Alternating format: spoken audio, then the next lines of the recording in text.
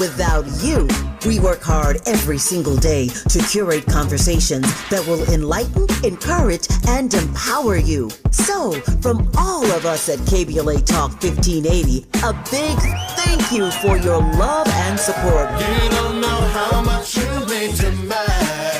And by the way, if your smartphone did not update automatically, be sure to download our brand new KBLA 1580 app. We think you'll love all the new features, including new ways to send us photos and video in real time, whenever news breaks, while we're on the air. It's a new dawn, a new day for KBLA Talk 1580, and we're glad you're on this journey with us. You never turned away, you were right there. And I thank you, thank you.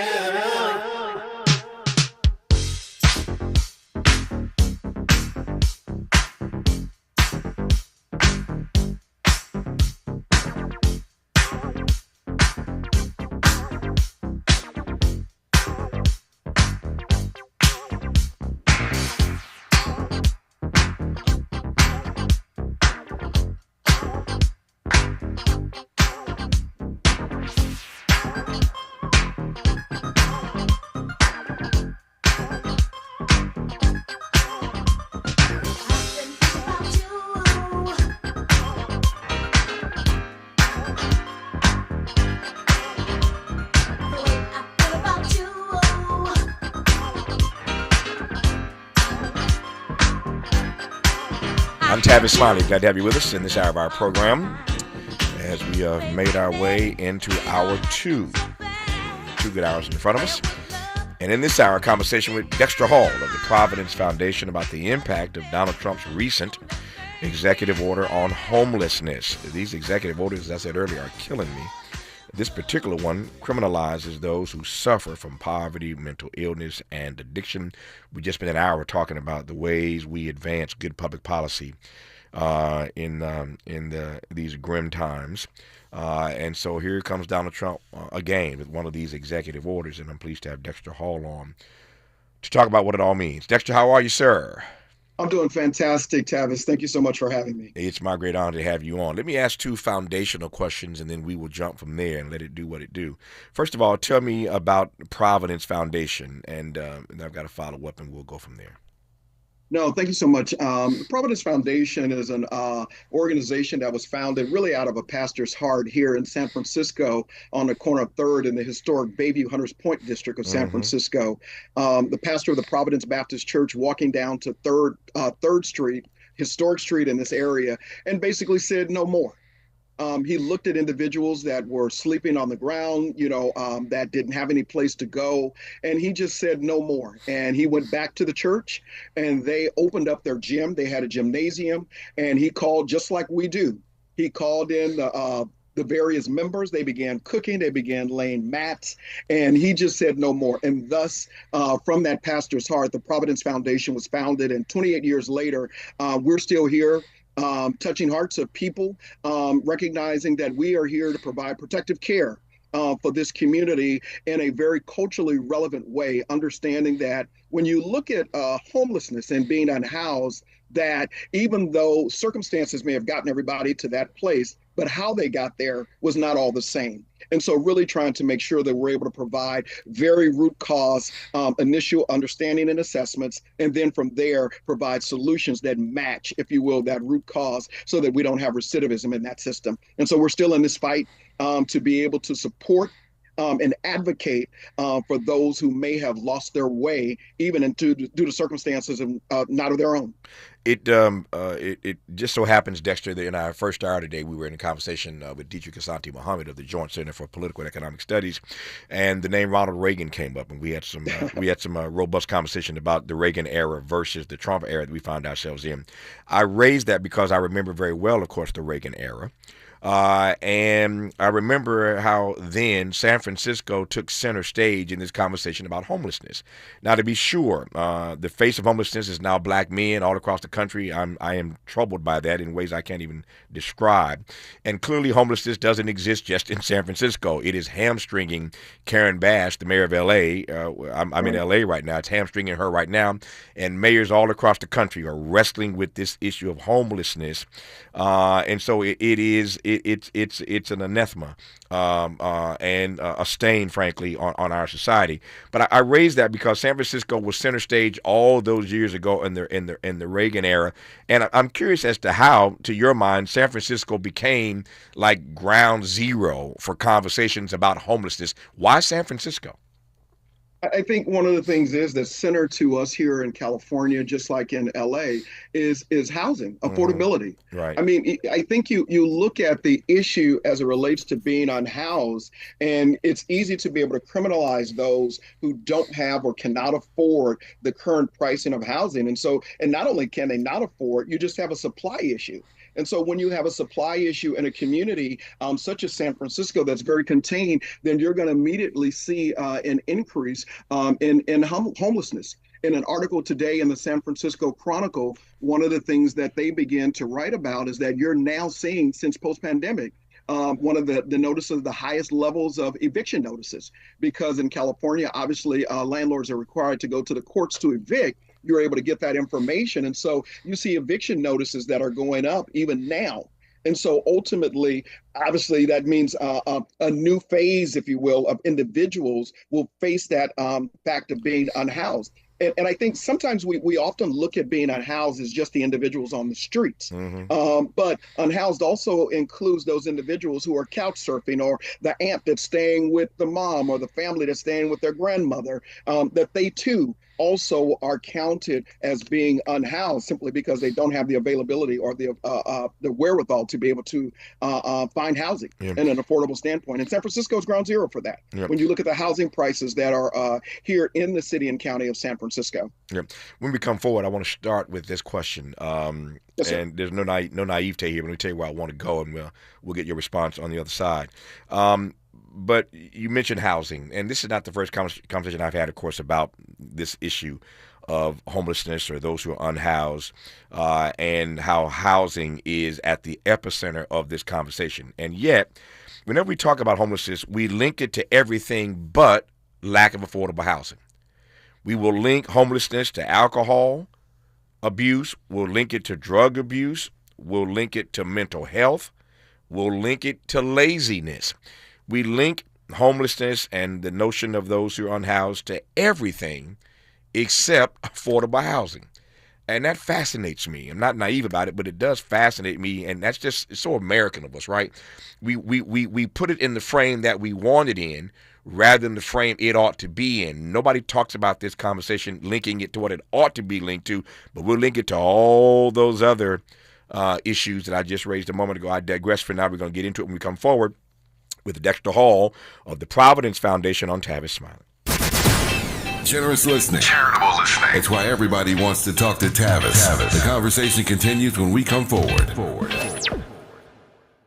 Make a move into a home of your own. With City National Bank's Ladder Up Home Loan Grant, you could receive up to $20,000 that you never need to pay back. Use it toward your down payment, save on closing costs, or to buy down your mortgage rate. Find out more at cnb.com/ladderuphome. City National, here for every stage of the journey. Property must be in a qualifying market in California, New York, or New Jersey. Additional terms and conditions apply. Not all applicants will qualify. Terms are subject to change without notice. City National Bank is an equal housing lender. Member FDIC. NMLS number 536994.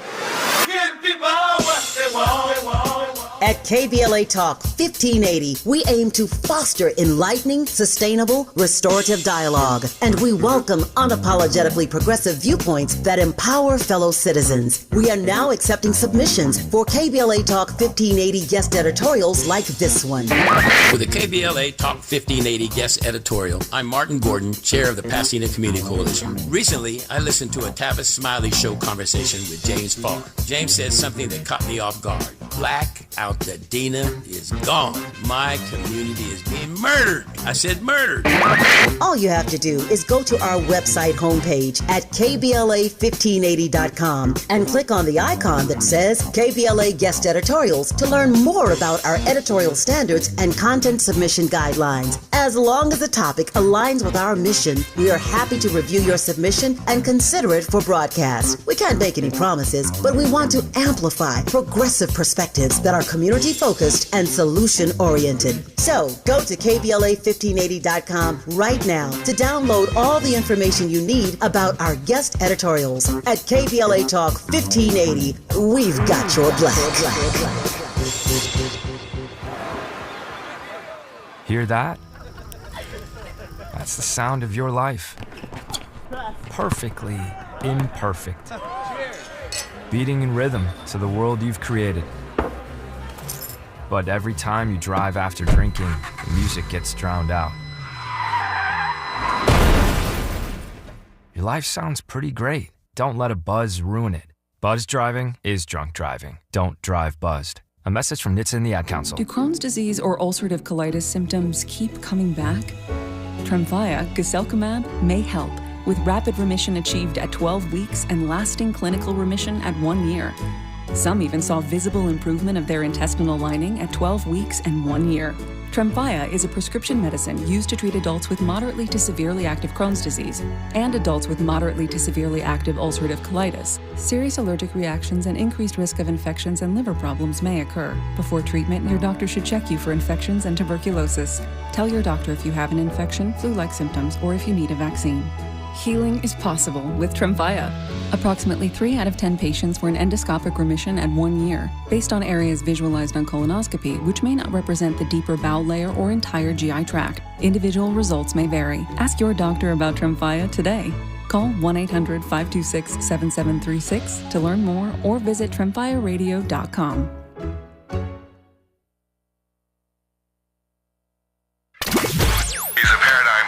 And the top-rated African-American talk show host in the nation, according to Talkers Magazine. You're tapped in with Tavis Smiley right now.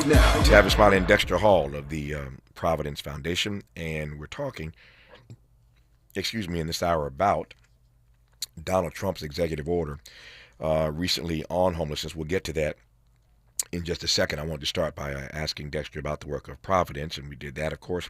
And before I move to the executive order and let Dexter unpack what Donald Trump has said in this executive order, what it calls for, the question I posed a moment ago about housing, the issue that you raised. Again, no naivete here, Dexter, but to your mind, why is it that when we have this conversation, which I've had more times than I can count, which won't surprise you over the course of my career, we link it to everything but access to affordable housing? We'll link it to drugs and alcohol and mental health, and I'm not suggesting those issues aren't legitimate.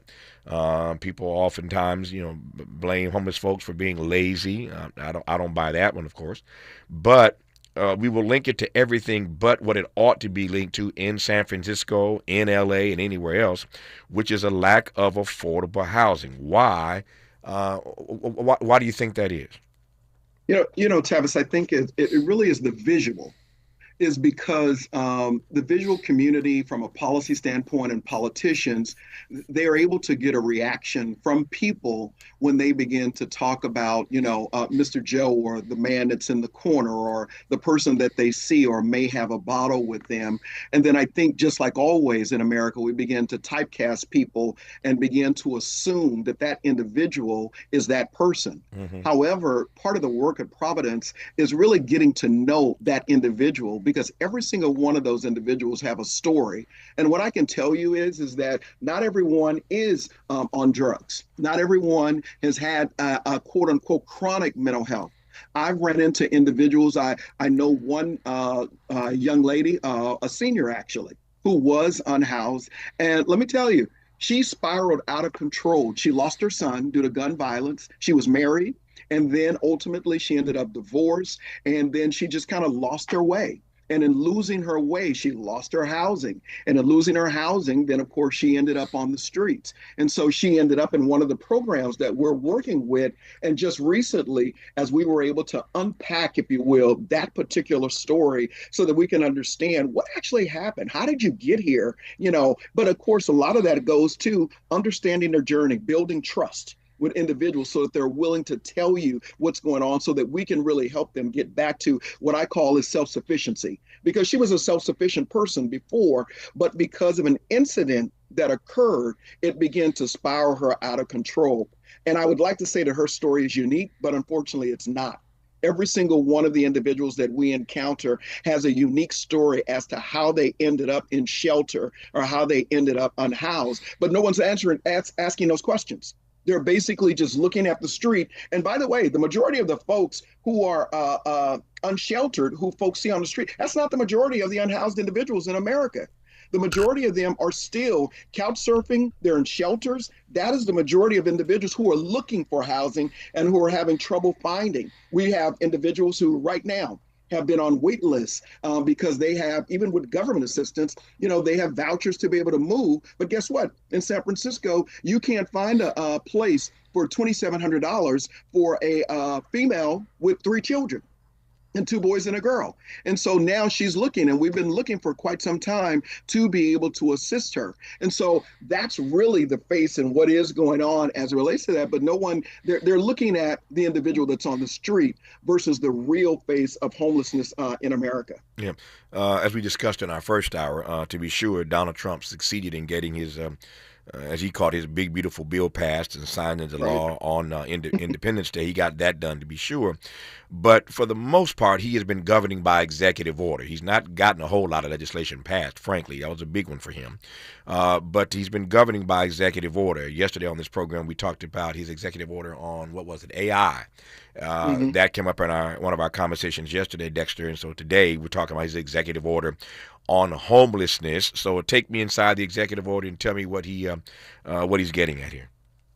Well, he's getting at basically criminalizing being homeless. It ultimately, that's really what it is. He's taking away proven evidence-based programs such as Housing First, which basically allows individuals to be able to be housed before they get the help that they need. He's taken away various harm reduction interventions. And so basically you're forcing people into court-mandated recovery programs. And this is obviously without even a complete assessment. You're taking away voluntary outpatient care, where individuals can stay out to be able to get the assistance, and basically you're institutionalizing them. You're taking away some rental assistance and low barrier housing. For institutionalization, facilities with structured compliance. You're taking away shelters, you're taking away data collection. So basically now cities, shelters are being forced and potentially forced to be able to share data on individuals who are unhoused. And so you begin to see my points of concern, Tavis, really have to do with something that you've already mentioned. Number one, the criminalization of poverty and mental illness, the erosion of civil liberties. You're defunding proven solutions. You're quote unquote increasing surveillance and data sharing risk. And, in our First Amendment world where everyone wants free speech and don't want to be surveilled by Big Brother, but yet and still we're doing that to this population of people. And then, of course, there's a lack of housing investment. The real issue is there's just not enough housing. And so there is no investment. And so this executive order basically seeks to take away those things that have worked and replace them with things to quote unquote eradicate the visual eye. In other words, to cities who have encampments, want to make sure that those encampments are cleared out. And if they're not cleared out, then obviously what he's done, just like in all of his executive orders, is that he seeks to withhold funding. From those particular cities that don't clear out encampments. And, I always say when it comes to encampments and things like that, is that, where is people going to go? And so all you're going to do is you're going to scatter them somewhere else, because if you don't have a real solution, which is housing, then basically all you're doing is scattering the encampment to ultimately form in another place. But that's what the gist of the executive order and what it is taking place and what it is doing, and basically just taking away proven solutions that have worked over time. You ran that list, and I don't have time to walk through the entire list, but one of those things, a number of them jumped out at me, but this one in particular, you mentioned that what this executive order ultimately leads to is the erosion of civil liberties. Everything else on that list I quite understood, but unpack that one right there. How does it lead to the erosion of civil liberties as you see it? Absolutely. So with the erosion of civil liberties, basically it is committing individuals. And so basically the government, individuals get to determine if I'm unhoused on the street without understanding what my story is, then I can be confined. And so in other words, I can be institutionalized against my will. And so not taken to a shelter, but basically taken to a place where I cannot leave. And so basically that's it. That's that erosion of civil liberties. And you're trying to see how that's going to happen. And then you often wonder as to whether or not our Supreme Court will be able to uphold those civil liberties, just as it was done in 75 with the O'Connor versus Donaldson case, where the Supreme Court ruled that individuals cannot be involuntary confined solely for mental illness if they pose no danger to others, grounding to due process protections. And so you wonder if that's something that's going to be upheld. And to your point, because he's governing through executive orders, not actually legislation. And so ultimately, that's something that will end up in the court, but it basically seeks to institutionalize individuals. Let me connect some dots. As awkward as this might sound, and as weird as it might feel, let me do it anyway. So we were, again, in this conversation on the program maybe yesterday, as I recall, about the fact that every time Donald Trump has run for office, he has gained more black votes. Those happen to be particularly African-American male votes. I always hasten to add that the majority of black men, voted for Kamala Harris, no question about it. But he continues every time he runs, 2016, 2020, 2024, to pick up more African-American male votes. You probably see where I'm going here. So as more black men are voting for Donald Trump, black men have also become the face of homelessness in this country.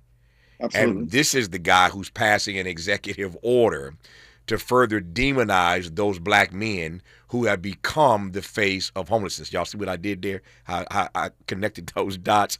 So I wonder how you read that reality. That again, and I'm not trying to make you political. I know you're a nonprofit. That's not my point. My point is really getting at a conversation about how black men over the decades, and this was not the case. I mean, I've been on radio for a long time, on TV for a long time. I remember again talking about and being around in the Reagan era. At that point, black men were not the face of homelessness.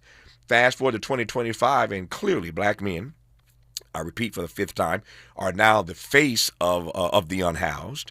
At a moment where, again, more black men are giving their votes to Donald Trump, and he shows up again, as he's done repeatedly, and passes or advances executive orders or legislation that is antithetical to the best interest of those black men. I digress. Dexter, it's all yours.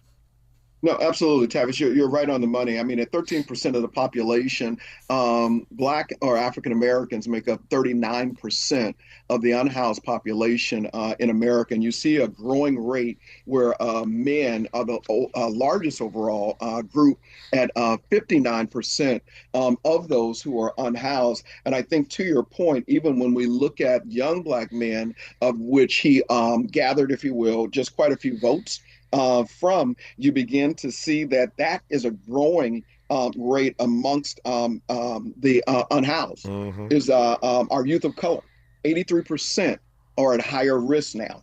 And so they're really the most vulnerable demographic. And a lot of it is really playing out even when I look at the increase in evictions across the cities, post-pandemic. So all of that money is gone. And so when you begin to look at that, and now the landlords are back in charge to be able to evict individuals, is that a lot of these individuals will fall within that particular group. And so now all of a sudden you're going to have a growing group of individuals who are unhoused. And granted, many of them may not end up on the street, but they may end up back at their mom's or another friend's couch surfing. And so they too still are in the face of homelessness, and then they're going to face the same issues that everyone else is facing, is that overall lack of affordable supply.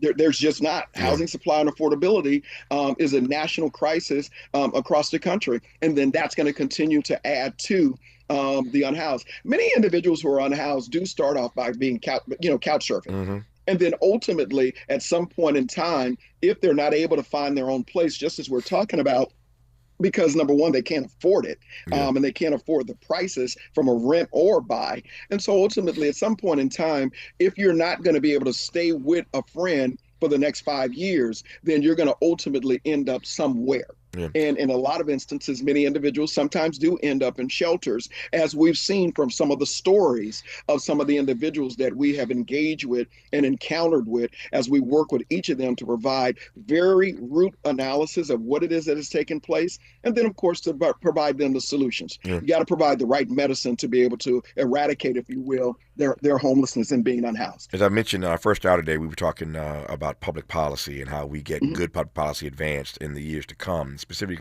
public policy aimed at the African-American community that can address many of the legitimate grievances that this community has. I'm one of those persons who has long believed that in the richest nation in the history of the world, housing ought to be a right. Just like we have the right to free speech and the right to free assembly and the right to carry a gun and the right to do et cetera, et cetera, et cetera. I believe there are two things that are certainly missing in our founding documents. We should have, again, in this country, this notion of housing as a right, and there ought to be guaranteed by the Constitution, to my mind, an equal high-quality education for every child in this country. Those are at least two things that the founders missed out on: housing as a right and access to an equal high-quality education. That's just Tavis talking. I raise that the issue of housing as a right because I've been there for a long time, obviously, over the course of my career. But I raise that, again, no naivete here, but I want to just frame this question now and give you a chance to respond to it in detail when we come forward.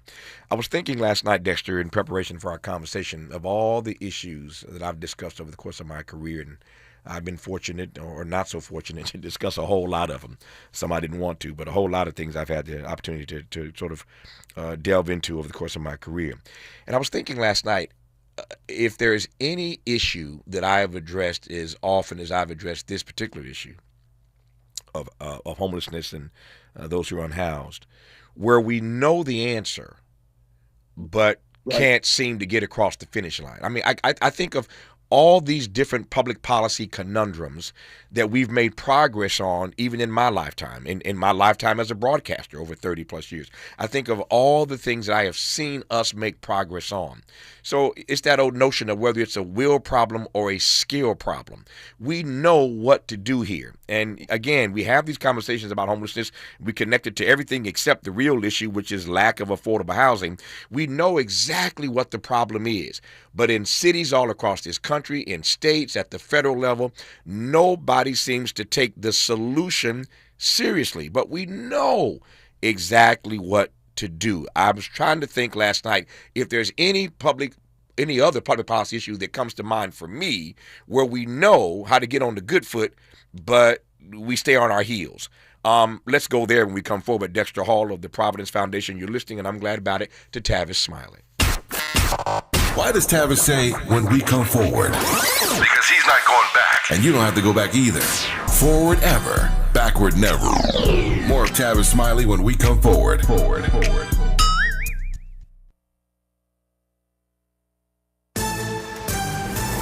I'm Bree Wood with BIN News Now. New York authorities say the Midtown gunman who killed 4 left a note blaming football and CTE for his mental health. Here's New York City Mayor Eric Adams' comments. Hats off to the men and women of the New York City Police Department and our partners for immediately going in the building, going floor by floor, doing a search. Shane Tamura, a former high school football star, targeted the NFL's office building before taking his own life.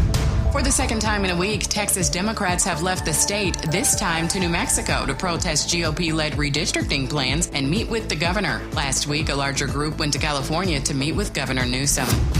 And Busta Rhymes will receive a star on the Hollywood Walk of Fame August 1st. The ceremony, featuring Chris Rock, LL Cool J, and Chuck D, will stream live at walkoffame.com as Busta preps his new album, Vengeance. Get BIN News Now on demand 24/7 on the iHeartRadio app. For victims of drunk and drug driving, our grief is unique. But you are not alone. You always have a place at MAD. Call our 24-hour victim helpline at 877-MAD-HELP or visit mad.org. Joe Buck and John Smoltz welcoming you back to the City Center Convenience Mart. Uh-oh. She's looking at the cigarettes, but she just grabs the gum off the counter. Stand Up to Cancer and Rally want you to reduce your risk for cancer. Go to takeahealthystand.org. Is this the touchdown? This is the KBLA Sports Minute with Ray Richardson.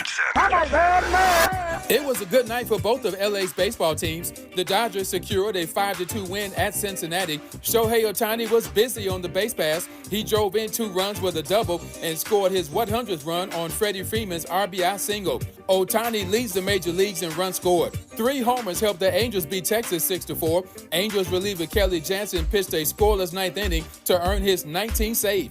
Jansen has not allowed a run in 16 straight appearances. Congratulations to NASCAR race driver Bubba Wallace. On Sunday, Wallace became the first black driver to win a race at the Indianapolis Motor Speedway, home of the Indy 500. The 31-year-old Wallace won NASCAR's Brickyard 400 Cup race. He was blazing the track in a Toyota Camry XSE. Wallace, a native of Mobile, Alabama, won his first race on the NASCAR circuit since 2021. No debates, no speculation, just the info you need. That's your KBLA Sports Minute. I'm Ray Richardson on KBLA Talk 1580. Hi, I'm Jesse Jackson Jr., inviting you to join me weekdays at 12 noon right after Tavis Smiley here on KBLA Talk 1580. As a law school graduate and a theologian with a firm grasp of our body politic given almost 2 decades in Congress, my show is the fresh new home of an authentic, uncompromised quest for transformation and salvation, both personal and collectively, as I vigorously interrogate the theological and symbolic meanings embedded in our society. I promise to leverage my knowledge of history, theology, and both international and domestic issues to imagine an inclusive vision for the future, which I hope will inspire all of us to pursue life, liberty, and the pursuit of happiness as a given, not just an aspiration. So join me weekdays at 12 noon right after Tavis Smiley for 2 hours of the Jesse Jackson Jr. Show only on KBLA Talk 1580.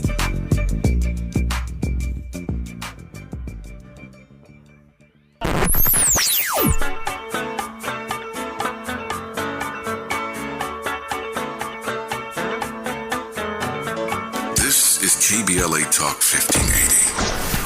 Talk radio that's music to your ears. We're unapologetically progressive. KBLA Talk 1580. Break out the champagne. Everybody get a glass. Tavis Smiley is now ranked number 16 nationally and the highest rated talk show hosted by an African American on the 2025 Talkers Heavy 100 list of the most important talk radio hosts in the nation. Last year, Tavis ranked number 33 and the year before, number 45. The Tavis Smiley Show has rapidly expanded its national syndication to now include nearly 50 radio stations across the country and counting. Congratulations, Tavis. Yay, yay!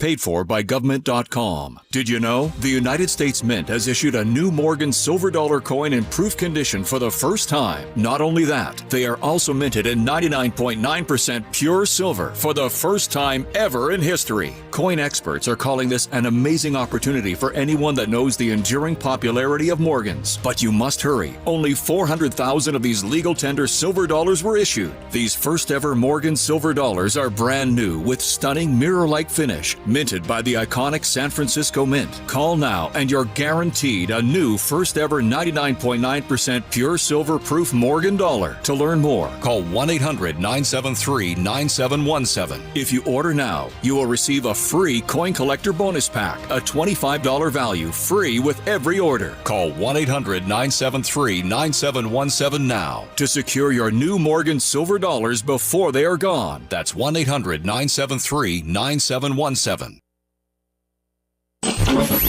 Freedom is an endless meeting, so let's get back to it with Tavis Smiley. Tavis, Smiley, and Dexter Hall, who's the Executive Director of the Providence Foundation in the Bay Area, San Francisco, talking in this hour, in case you've just tuned in, about Donald Trump's recent executive order on homelessness. Yeah, he's got one on homelessness, too. It seems every issue under the sun. Donald Trump has issued some executive order. Yesterday, we were talking about his executive order on no woke AI. That's how he phrased it. He don't want any woke AI.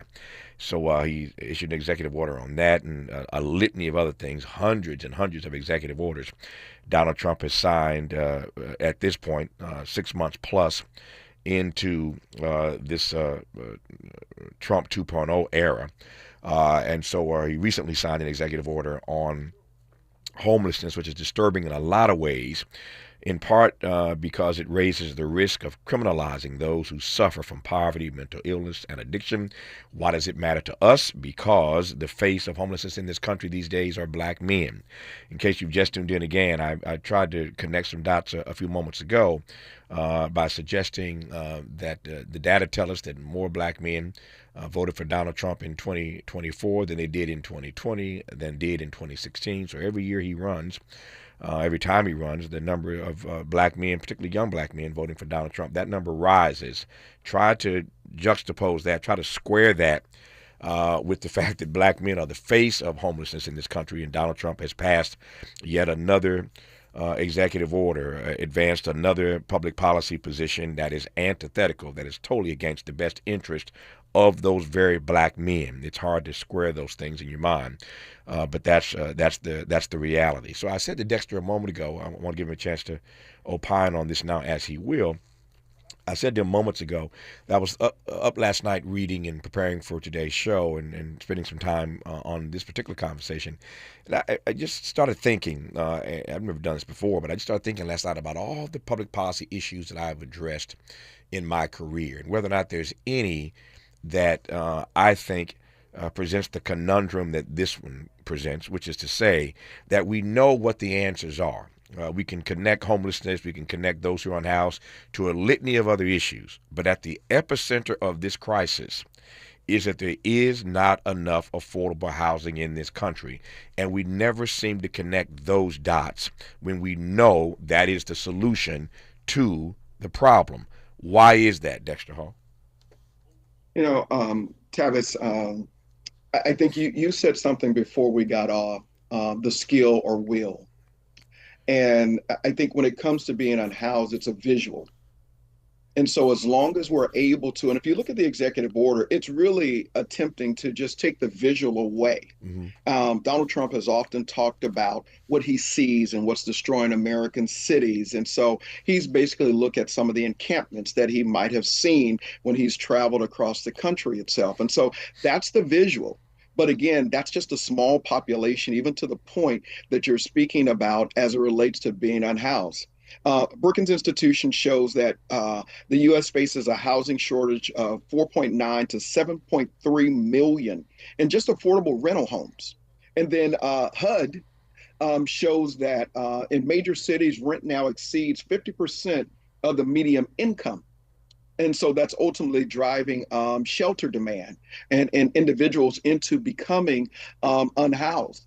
And so it really is a will. And how do you know that it's a will? When you begin to direct money in this executive order towards institutionalization, you begin to look at the cost. So what does it cost for institutional care? And so it costs $70,000 to $100,000 to be able to put someone into a place to be able to care for them from an institutionalized standpoint. However, the Housing First programs that were already in effect only are costing us $15,000 to $25,000.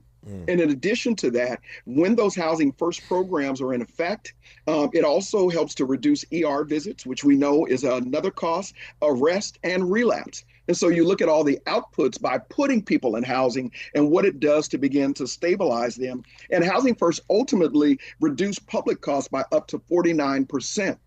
I work with a program at Providence now where individuals have been unhoused.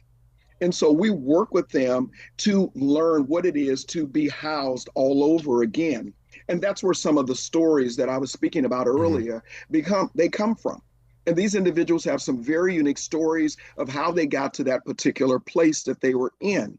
And so number one is that, do you have enough mitigation strategies on the front end?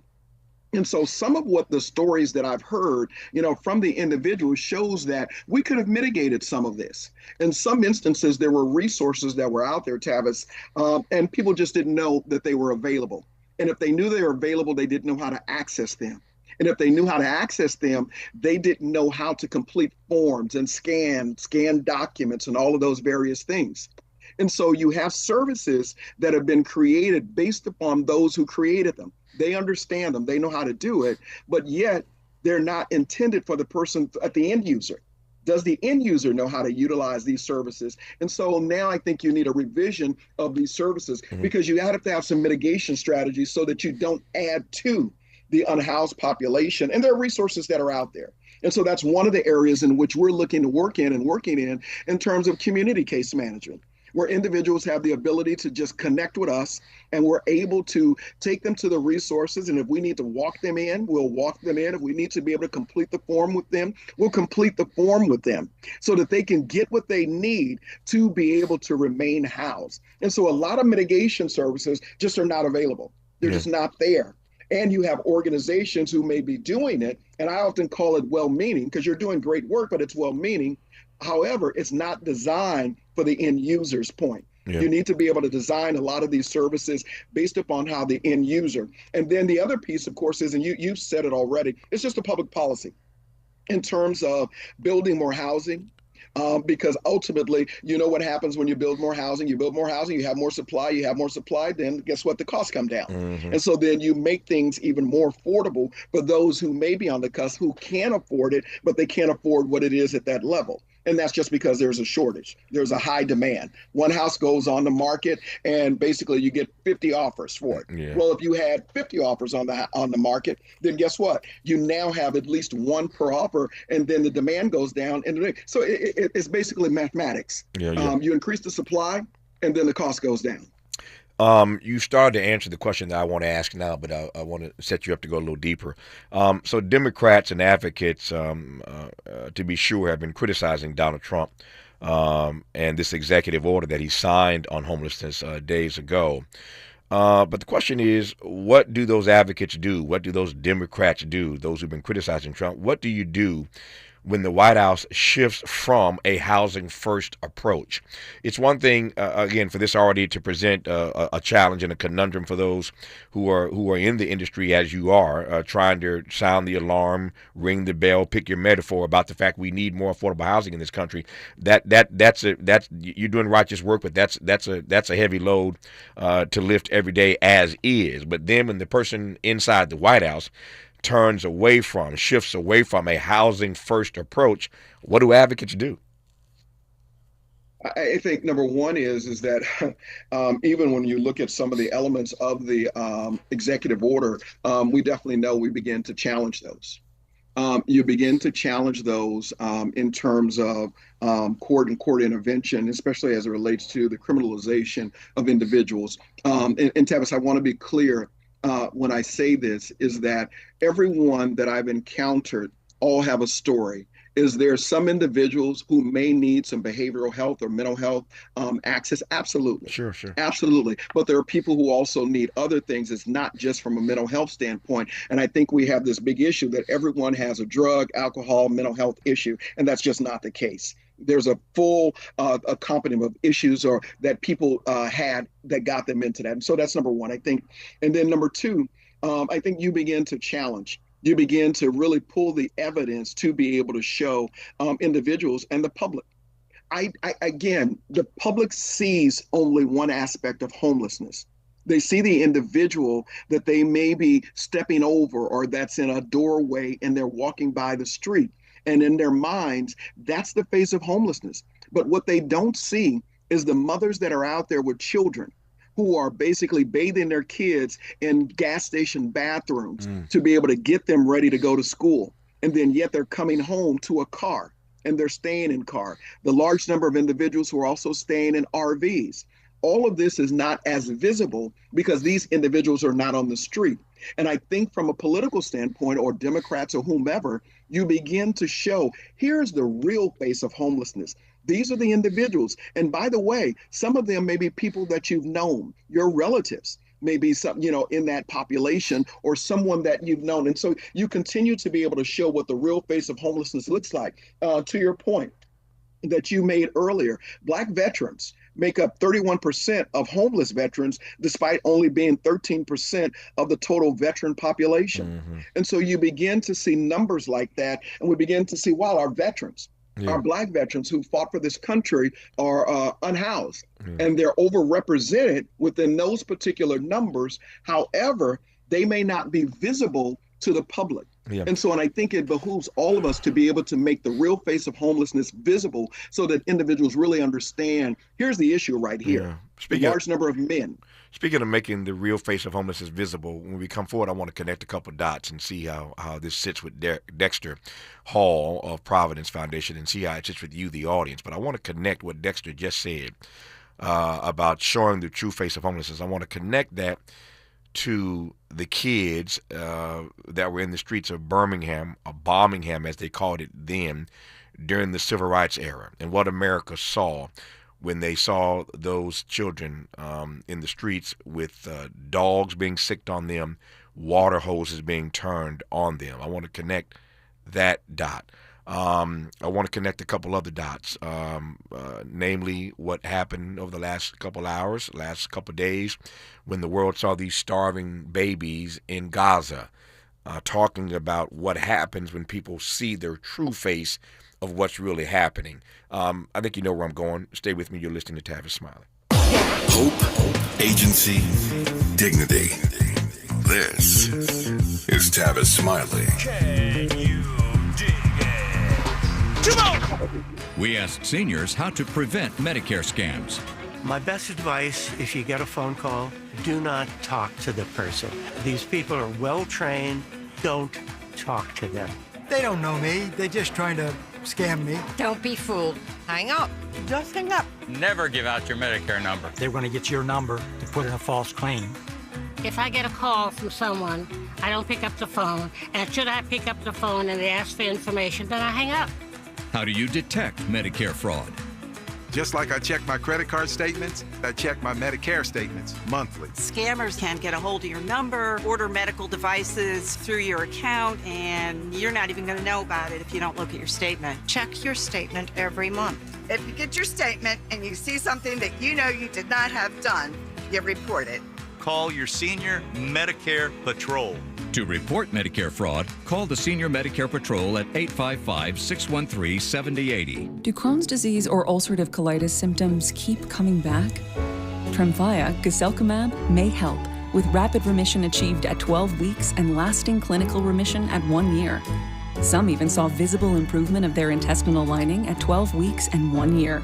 Tremfya is a prescription medicine used to treat adults with moderately to severely active Crohn's disease and adults with moderately to severely active ulcerative colitis. Serious allergic reactions and increased risk of infections and liver problems may occur. Before treatment, your doctor should check you for infections and tuberculosis. Tell your doctor if you have an infection, flu-like symptoms, or if you need a vaccine. Healing is possible with Tremfya. Approximately 3 out of 10 patients were in endoscopic remission at 1 year, based on areas visualized on colonoscopy, which may not represent the deeper bowel layer or entire GI tract. Individual results may vary. Ask your doctor about Tremfya today. Call 1-800-526-7736 to learn more or visit tremfyaradio.com. This is the story of the one. As a safety manager at a manufacturing plant, he does everything he can to keep his coworkers safe. From finding ways to reduce risks to keeping safety supplies in stock. And for that, he relies on Grainger. Grainger offers a broad range of quality products and next-day delivery, so he can always play it safe. Call 1-800-GRAINGER, click Grainger.com, or just stop by. Grainger, for the ones who get it done. You ever try fixing your car and realize you're missing that one part? Yeah, been there. That's why eBay's my go-to. They've got millions of parts, guaranteed to fit. I'm talking brake pads for when yours have seen one too many miles of stop and go. Oil filters, cause you don't mess around with your engine care. Even got this cold air intake on my watch list. I might just go for it. To keep the ride cool and your DIY streak hot. Find all the parts you need at prices you'll love. Guaranteed to fit every time. eBay. Things people love. Eligible items only. Exclusions apply. Less monologue, more dialogue. Tavis Smiley continues right now. It does indeed with Dexter Hall of the Providence Foundation. Thrilled to have him on in this hour talking about the executive order signed by Donald Trump on homelessness. As I said earlier, he's signing executive orders on everything. And most things that impact our community on which he's signing executive orders is pushing an agenda that is against the best interest of our people, including too many black men and women, but certainly black men who are unhoused in this moment. And this executive order is going to criminalize them, even though they suffer from poverty, mental illness, addiction, and frankly, for the most part, they suffer from not having access to affordable housing, as we've already established in this conversation. But you were talking a moment ago, Dexter, my time is getting tight on me here. You were talking a moment ago about the ways in which we need to advance a true picture of the face of homelessness in this country. And I'm thinking right quick here about what happens when the country and the world, for that matter, does in fact see a real face of what's happening in real time. Give you a couple quick examples here. No, so I think I'm thinking. So I'm sorry. I'm gonna give you a couple quick examples. I'm thinking about again the babies in the streets, the black babies in Birmingham. When those kids got involved in the protests and left school and in the country, the nation saw water hoses being turned on them and dogs being sicked on them. That changed the trajectory of the civil rights movement. We've seen, that was a historical example, but literally in real time, we're watching the world respond to these starving babies in Gaza, in Palestine. And the world is taking note of that, and even Donald Trump had to change his tune on what to do about this starvation inside of Gaza. The question I want to ask in our remaining moments when we come forward right quick here is how we show the true face of homelessness. What does that look like? What does it look like in a way that would be effective? Here's my point. You mentioned encampments earlier. My sense is that when people see encampments, there may be some sensitivity there, but people are tired of seeing them. And when you see encampments, I think it turns you off more than it makes you sympathetic. I haven't done any scientific research on this. I could be wrong about this. But my sense is people see encampments, they look the other way and say, what a shame. That's horrible. They call the city, can you come get this encampment off my street corner? So encampments make people less sensitive, less supportive. So that clearly is not the face. That's not the image you want to project. What is the image that we want to project that would get people's attention, like those babies in Birmingham, like those starving babies right now in Gaza? That's the exit question for Dexter Hall when we come forward on Tavis Smiley. What's your quarrel with the world? You're listening to Tavis Smiley.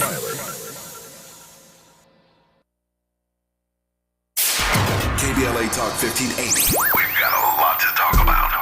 Imagine a Los Angeles where everyone can thrive, where communities have access to the resources they need to succeed. That's the vision of Detours Mentoring Group, Inc. They're dedicated to improving life in LA County by providing educational support, employment assistance, and spaces for community engagement. By 2050, they want LA to be the best place to connect, create, learn, live, and play. They're working toward an education system that's well-resourced and culturally responsive, becoming a hub for artists and innovators, and making sure everyone has access to healthy food, quality healthcare, and safe housing.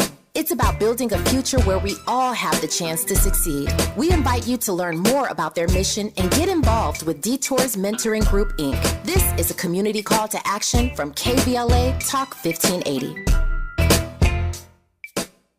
The following is a paid advertisement by Family Vacation Getaways with the purpose of soliciting sales of vacation ownership. For complete details, please visit fvgradio.com. If you want a 100% complimentary stay at a luxury resort in Cancun, airfare not included, then Family Vacation Getaways is your ticket to paradise. See website for complete details. We're giving away 5 days and 4 nights to the first 50 callers who can name an animal that lays eggs and is not a bird. An animal that lays eggs and is not a bird. Do you know it? Call now, 800-868-6431, 800-868-6431. You're also eligible for an exciting bonus vacation to Orlando, Florida for just $498. And don't worry about anything ruining your plans. We can extend your travel up to 18 months. Name an animal that lays eggs and is not a bird, and get a complimentary Cancun resort stay and an optional bonus vacation to Orlando for just $498. What are you waiting for? Call 800-868-6431, 800-868-6431, and give us your answer. The proceeding is not a contest and is a paid advertisement by Family Vacation Getaways and not sponsored by this program or its affiliates. If you're like me, 60 and retired,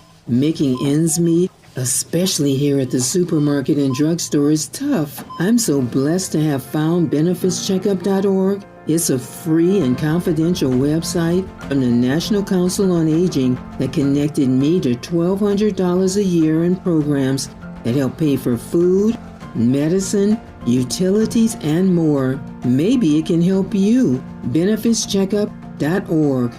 You know where you want to go in life, and City National Bank can help. City National knows the dedication it takes to build your vision for the future into a reality, and our team is here for you. We have a wide range of options to help, from personal savings accounts to interest-bearing money market savings accounts and more, all designed to help you get where you want to go. City National, here for every stage of the journey. Learn more at cnb.com. City National Bank is a subsidiary of Royal Bank of Canada, member FDIC.